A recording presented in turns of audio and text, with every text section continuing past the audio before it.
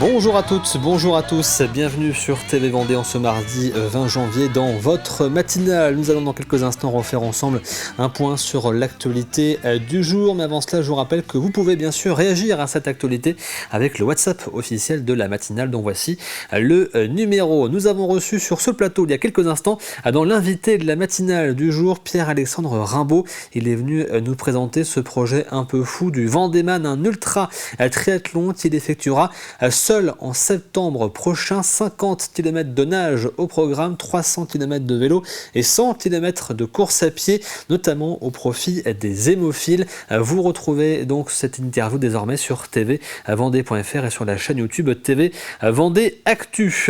Il est temps maintenant de se tourner vers votre météo en ce mardi. Quel temps est donc prévu pour aujourd'hui? Prudence ce matin dans les terres avec le brouillard qui est au rendez-vous avec un petit 4 degrés. Donc sur le littoral, eh bien, ce sont les nuages qui font leur apparition, comptez 6 degrés donc sur le littoral vendéen pour ce matin.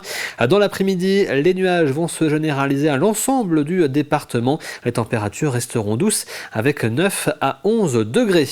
On regarde maintenant les horaires des marées pour aujourd'hui. On commence du côté de la Tranche-sur-Mer avec une première basse mer prévue à 11h53 en fin de matinée. La première pleine mer, c'était cette nuit à 5h28. La prochaine, ce sera à 17h45. Coefficient du jour de 81 à 83, coefficient identique dans le nord-ouest du département au niveau du passage du Gois avec une basse mer prévue à midi 08, une première pleine mer cette nuit à 5h13 et la suivante ce sera donc à 17h30. Et si vous avez envie de traverser le Gois aujourd'hui, je vous rappelle que c'est possible jusqu'à 1h30 avant et après l'heure de marée basse, mais soyez bien sûr vigilants. Le soleil, lui, il va se lever ce matin à 8h41, il se couchera ce soir à 17h52 et nous fêtons aujourd'hui les Sébastiens. Bonne fête à tous. Et avant de passer au journal, eh bien, je vous propose de regarder une photo que nous avons reçue ce matin de la part donc, de la page Météo Côtière Vendée. Regardez cette très belle image donc, prise par Kevin Blanchis de Météo Côtière Vendée. Donc des aurores boréales, c'était hier soir en Vendée sur le littoral vendéen. Photo prise du côté de Sion. Très belle image d'un phénomène qui reste rare dans notre département. On passe maintenant à l'actualité, voici le journal.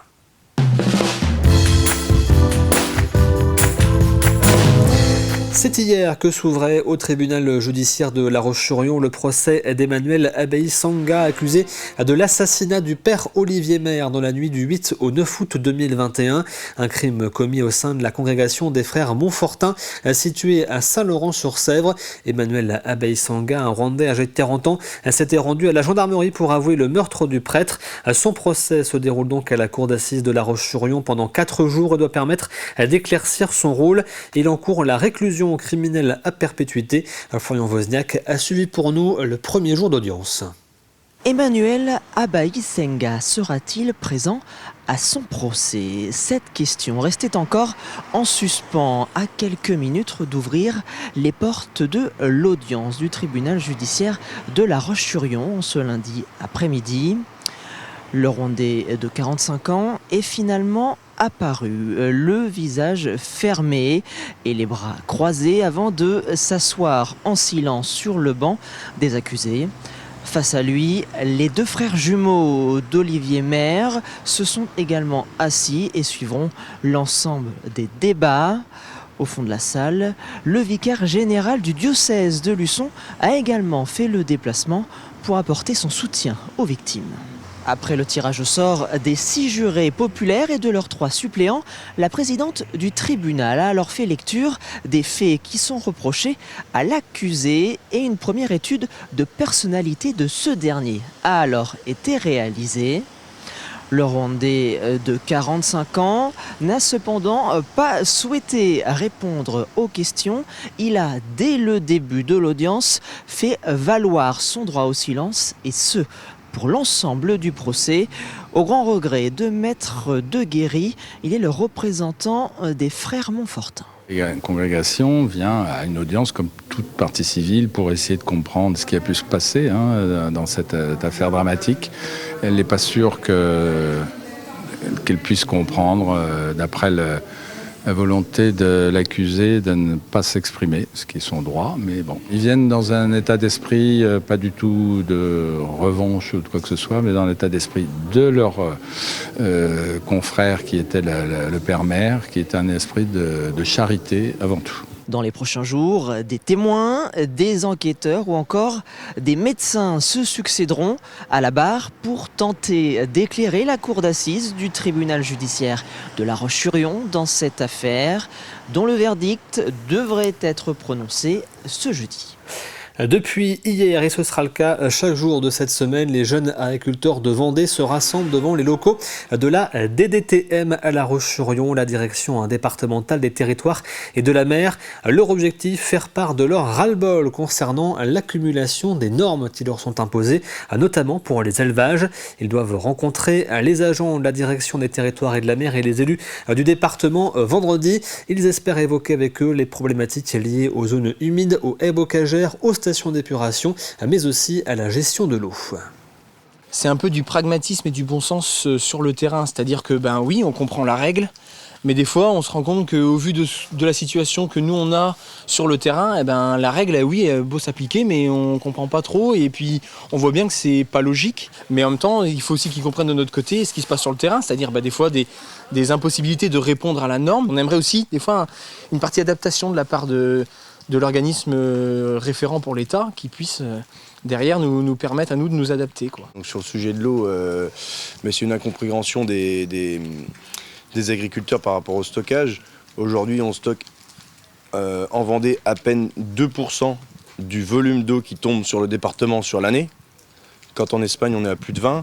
Et du coup, on voulait vraiment que nos collègues qui sont sur le terrain tous les jours puissent leur donner accès. C'est pour ça qu'on fait la mobilisation ici. On a aujourd'hui une loi de simplification pour le stockage de l'eau qui n'est pas mise en place sur le terrain. Il y a beaucoup de dossiers de projets de stockage qui sont bloqués et les agriculteurs sur le terrain ne comprennent pas.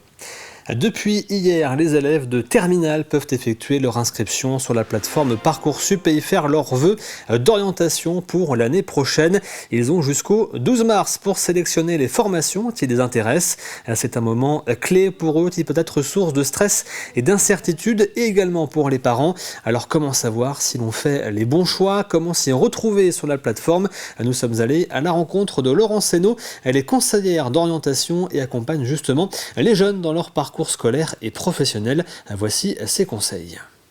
Alors c'est vrai que Parcoursup, c'est vraiment un moment stressant autant pour les jeunes que pour les parents, surtout pour les jeunes qui ne savent pas quoi mettre sur Parcoursup. Alors là, c'est vraiment un gros projet, une grande interrogation. L'idéal, c'est bien évidemment, c'est de se connaître et de faire un choix qui va correspondre à un projet. Bon, si on n'a pas de projet, effectivement, c'est un petit peu plus compliqué. Alors, les conseils, vraiment, alors Parcoursup, c'est une plateforme, comme je disais, mais qui est quand même bien faite dans le sens où il y a beaucoup d'informations sur toutes les formations qui sont proposées. Il faut vraiment bien connaître la formation qu'on aura choisie, ou en tout cas le secteur. Voilà. Il faut aller sur des projets qui soient cohérents, qui nous semblent accessibles aussi. Alors, si on s'intéresse par exemple à la finance ou à la gestion, il y a différentes façons d'y accéder. Donc, c'est vraiment aussi mettre les vœux, le maximum de vœux. Il faut vraiment regarder tout ça. Ça, c'est vraiment important pour faire un choix qui va être construit, vraiment réfléchi. Comment préparer au mieux les lycéens qui souhaiteraient s'orienter en médecine et les inciter à rejoindre la première année de médecine qui ouvrira en septembre prochain à La Roche-sur-Yon? Eh bien, au lycée Jean 23 des Herbiers, une toute nouvelle option est proposée aux élèves de première et de terminale. Une option santé qui leur permet de découvrir les matières enseignées en première année de médecine justement, mais aussi de rencontrer des professionnels de santé du territoire. 47 élèves ont choisi cette option qui se déroule sur une trentaine d'heures les mercredis et durant les vacances scolaires. Le contenu, c'est des connaissances en plus avec des matières nouvelles, leur faire un cours d'initiation sur l'histologie, un cours d'initiation sur l'anatomie par exemple. Et puis, méthodologiquement, ils vont avoir des anciens élèves qui vont venir leur expliquer comment ils ont vécu leur première année, comment ils travaillaient pour essayer qu'ils ne soient pas dans l'inconnu en fait, quand ils vont arriver en première année dans 1 ou 2 ans. On va faire intervenir sur 4 heures au total des professionnels, donc un médecin généraliste, enfin des médecins généralistes, des pharmaciens, sages-femmes, etc. Et des professionnels du paramédical qui vont venir parler aux élèves de leur métier. Et puis, pendant les vacances d'avril, on a une liste de professionnels de santé du secteur qui sont d'accord pour prendre nos élèves en stage. Donc voilà, aussi c'était une belle occasion. Et donc ce travail a été fait par le CPTS. Toujours dans le domaine de l'éducation, alors que la plateforme Parcoursup a donc ouverte hier, c'est la période des portes ouvertes pour de nombreux établissements. C'était le cas samedi dernier à l'ICES, l'Institut catholique d'études supérieures de La Roche-sur-Yon. Des portes ouvertes qui permettent d'aider les élèves de terminale à se projeter dans l'après-bac. Plus de 1600 visiteurs étaient au rendez-vous pour découvrir l'ensemble des formations proposées. L'ICES accueille actuellement 2200 étudiants. J'ai pu vivre Parcoursup, ça a peut-être changé depuis, hein. Bon, je ne suis pas aussi vieux que ça, mais ça va. Et les étudiants nous posent aussi, enfin les lycéens et les parents nous posent aussi beaucoup de questions sur l'aide de motivation. Parce qu'aujourd'hui, l'aide de motivation, c'est le petit détail qui va primer la petite attention, et c'est plus globalement les notes. Donc ils nous posent aussi énormément de questions parce qu'ils savent qu'on y est passé, forcément. Et donc ils veulent aussi notre ressenti, notre expérience, et de savoir comment on en est arrivé ici à l'ICES et qu'est-ce qui a pu faire la différence. J'ai décidé de venir parce que je voulais partager ma propre expérience pour vraiment avoir un regard étudiant plus qu'un regard académique avec les professeurs, parce que je pense que c'est important en fait de vraiment avoir un témoignage, sachant qu'au début je voulais pas trop faire cette double licence, etc. Et le changement que j'ai eu dans mon orientation, je voulais le partager. Et par exemple, on peut montrer autant les formations de double licence que de licence jusqu'au master évidemment. Et apprendre en fait tout cet univers de l'université. Le festival de musique classique Ma Région Virtuose est de retour en ce début d'année dans l'ensemble des pays de la Loire et bien sûr en Vendée, avec plus de 160 concerts prévus dans la région. Un premier concert s'est tenu d'ailleurs jeudi dernier dans la chapelle du Bois-Tissando aux Herbiers avec le pianiste Armel Dupas. Un concert réservé aux résidents de la maison d'accueil pour personnes handicapées du Bois-Tissando. Cette nouvelle édition du festival met en avant aussi bien de grands orchestres comme l'Orchestre national des Pays de la Loire que de jeunes talents et des propositions plus intimistes comme celle-ci. La première des volontés, c'est vraiment une forme de démocratisation culturelle, déjà de se dire que l'art, les arts, c'est fait pour tous, c'est pour tout le monde. Spécifiquement pour ce qui est de la musique classique, où l'on observe qu'il y a parfois une autocensure, où on se dit c'est pas pour moi, c'est pour les gens qui habitent dans les grandes villes, qui ont accès à des grandes scènes nationales.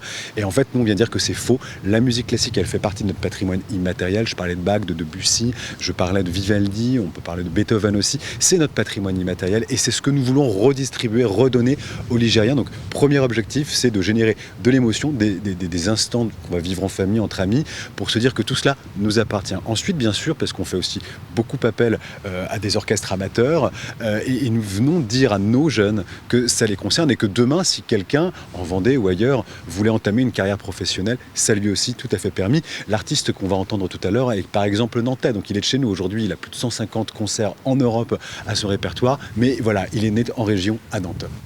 Et dans le département, les prochains concerts seront donc ce week-end avec par exemple vendredi soir le Quatuor à cordes Vossé au ciel à La Roche-sur-Yon et dans la même ville le Chœur d'Angers, Nantes Opéra qui se produira au Manège, mais également des concerts prévus au Sable d'Olonne, Chaland, Les Herbiers ou encore Fontenay-le-Comte. Toutes les informations sont à retrouver sur le site de la région Pays de la Loire. C'est la fin de ce journal. On refait maintenant ensemble un point rapide sur votre météo du jour. Quel temps fait donc-il en Vendée aujourd'hui? Je vous le répète, imprudence ce matin sur les routes, notamment dans les terres avec du brouillard attendu sur une bonne partie du département. Quelques nuages sur le littoral, à compter 4 à 6 degrés pour ce matin. Dans l'après-midi, les nuages vont se généraliser à l'ensemble du département, notamment sur le littoral. Les températures vont rester douces avec 9 à 11 degrés. Il est temps maintenant pour nous de passer au plus de l'info du jour.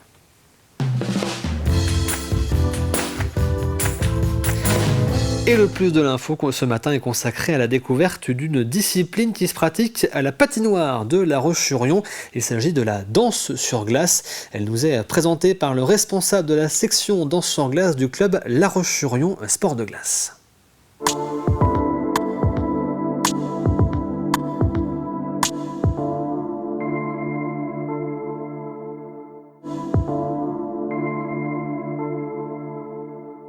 C'est quand même deux disciplines différentes où vous avez plusieurs disciplines qui sont je dirais, incorporées à l'intérieur, puisque en patinage artistique vous avez la danse individuelle, vous avez le patinage individuel en artistique, donc hommes et femmes séparés.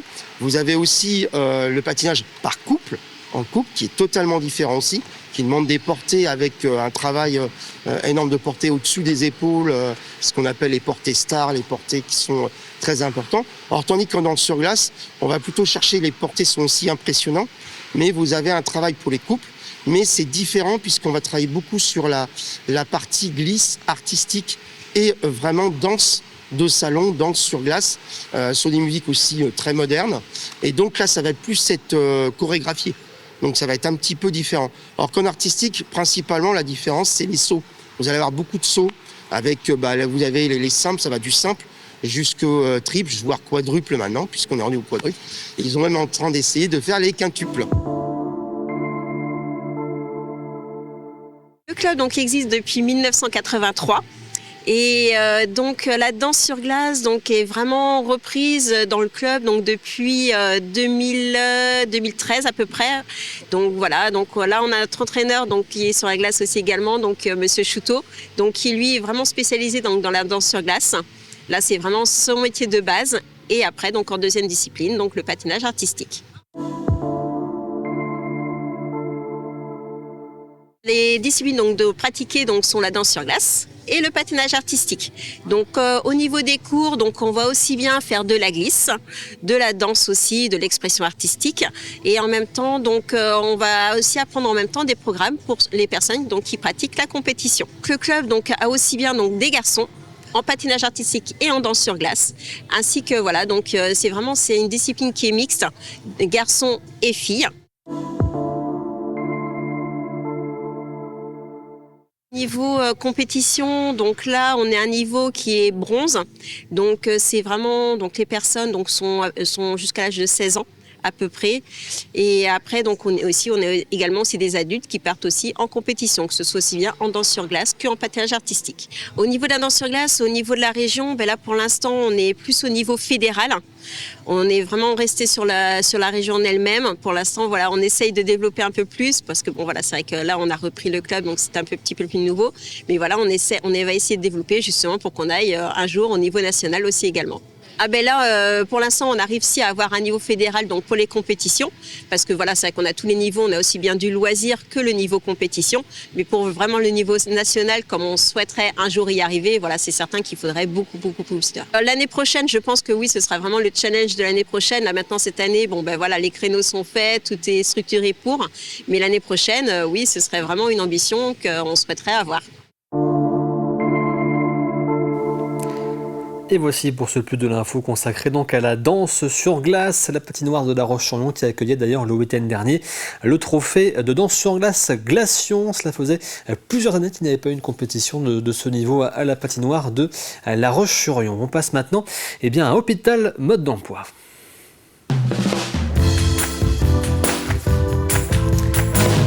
Comme tous les mardis, on parle donc de santé dans Hôpital Mode d'Emploi et zoom ce matin sur l'équipe mobile de gériatrie extra-hospitalière. Elle participe à différentes visites à domicile et son activité permet notamment de réduire le nombre de passages aux urgences. L'équipe mobile de gériatrie extra-hospitalière est une équipe pluriprofessionnelle et transversale qui intervient auprès des personnes âgées à domicile. On a répondu à un appel à projet de l'ARS en juin 2023 et donc le projet a été le fruit de cet appel à projet. L'objectif principal, c'est de limiter le recours aux urgences et aux hospitalisations non indispensables des personnes âgées les plus fragiles en proposant des visites à domicile, une évaluation pluriprofessionnelle à domicile au sein de l'environnement du patient. c'est avant tout de faciliter l'accès des personnes âgées les plus fragiles à l'offre de soins la plus adaptée, faire entrer la bonne personne au bon endroit, au bon moment.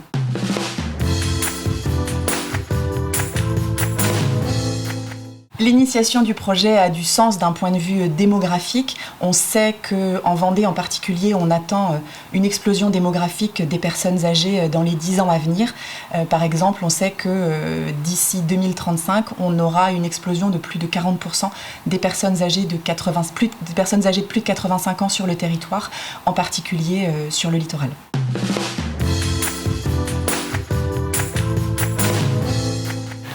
Alors concrètement, quand on reçoit une demande, c'est l'infirmière qui centralise la réception. Ça se fait soit par mail, soit par téléphone. On peut aussi avoir des transmissions de dossiers à l'intérieur de l'hôpital.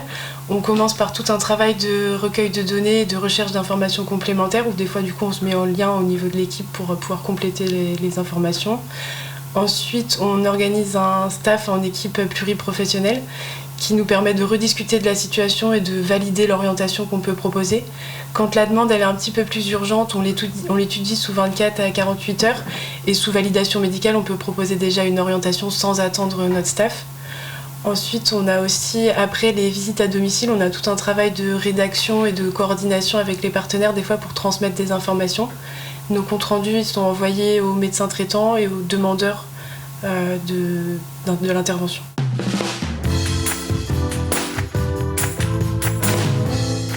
Pour l'instant, du 1er janvier de cette année jusqu'à peu près le milieu de cette semaine, on a à peu près une file active de 500 patients avec 1000 interventions. Donc ça nous fait une moyenne de 2 interventions par dossier, sachant qu'il y a des dossiers où on va intervenir 10 fois et d'autres où on va intervenir qu'une seule fois. Le bilan, il n'est pas exhaustif puisqu'il va être clôturé au 31 décembre. On n'a pas forcément de point de comparaison. Ce qu'on sait, c'est qu'on a fait 120 visites à domicile cette année. Donc ça nous fait 2 à 3 visites à domicile par semaine. Plus concrètement, c'est difficile de mesurer dans quelle mesure on évite les passages aux urgences. Par contre, on sait qu'on a eu un impact sur la fluidification du parcours de soins. Il y a une augmentation du nombre d'entrées directes en gériatrie. Donc c'est des patients qui ne passent pas par les urgences. On sait aussi qu'il y a tout un recueil d'informations qui est disponible sur notre logiciel quand les patients arrivent aux urgences. Donc ça peut permettre aussi de fluidifier un peu ce parcours-là.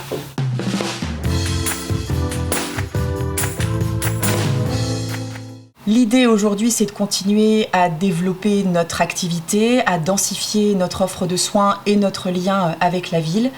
L'équipe mobile de gériatrie extra-hospitalière a également une mission de formation qu'on aimerait développer auprès des structures du territoire en particulier. Et puis, nous avons une grosse action à mener en termes de prévention et de repérage de la fragilité au sein du domicile. Et donc, c'est une des missions et un des projets que nous allons essayer de mener dans les années à venir. Et donc ce nouveau numéro de Hôpital Mode d'Emploi, c'était en collaboration avec les hôpitaux de Vendée. Avant de passer à Café Cuisine, je propose que l'on revoie ensemble cette très belle photo prise sur le littoral vendéen. C'était hier soir du côté de Sion, photo prise par Kevin Blanchis de la page Météo Côtière Vendée. Avec ces aurores boréales, un phénomène rare dans le département. Elles ont été observées à plusieurs endroits du littoral, en direction du nord, notamment du côté donc de Sion, Saint-Hilaire, Noirmoutier, mais aussi du côté des Sables d'Olonne. Très très belle image donc de ces aurores boréales sur le littoral vendéen hier soir. Il est temps maintenant pour nous de passer à Café Cuisine.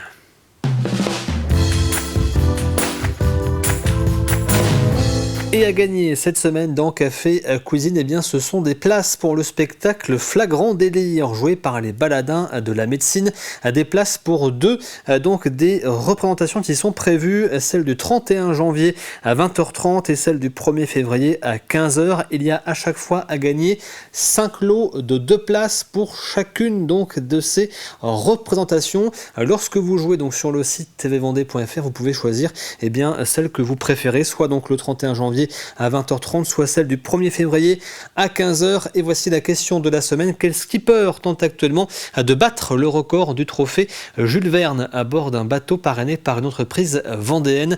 Ce record du tour du monde à la voile, et il est très bien parti pour le battre. Réponse sans doute dimanche prochain. Je vous rappelle l'indice donné hier. Le bateau est donc soutenu par une entreprise bien connue des Vendéens, spécialisée dans l'agroalimentaire et déjà très engagée dans la voile. Et voici l'indice du jour. Ce skipper a déjà remporté la Route du Rhum, la Transat anglaise et a déjà signé plusieurs records océaniques majeurs. Je vous répète ce deuxième indice. Ce skipper a déjà remporté la Route du Rhum, la Transat anglaise et a déjà signé plusieurs records océaniques majeurs. Vous avez jusqu'à vendredi midi pour tenter votre chance. Vous connaissez bien sûr le principe. Désormais un rendez-vous sur tvvendée.fr, rubrique le jeu de la matinale. Vous retrouvez bien sûr la question de la semaine et l'ensemble des indices jour après jour. Et je vous rappelle donc à gagner cette semaine 10 lots de 2 places pour le spectacle Flagrant Délire joué par les baladins de la médecine à Montaigu-Vendée.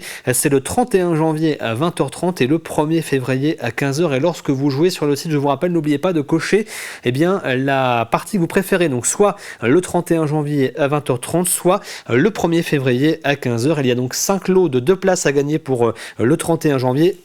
Pardon, un petit choix dans la gorge, ça peut arriver. Donc 5 lots de 2 places à gagner pour le 31 janvier à 20h30 et 5 lots de 2 places à gagner pour le 1er février à 15h pour ce spectacle Flagrant Délire des baladins de la médecine.